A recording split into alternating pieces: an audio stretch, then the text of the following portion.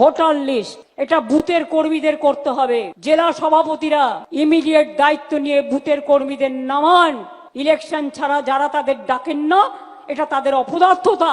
সারা বছর তাদের সাথে যোগাযোগ রাখতে হয়।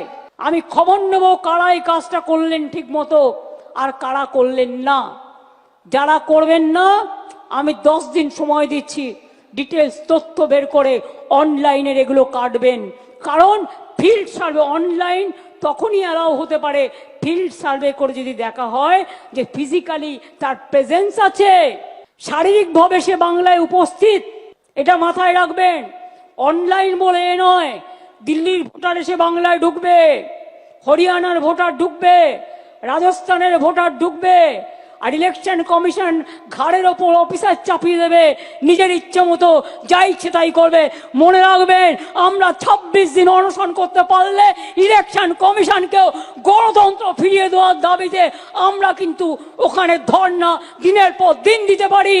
আমরা দিল্লি নই, আমরা মহারাষ্ট্র নই, আমরা বাংলা।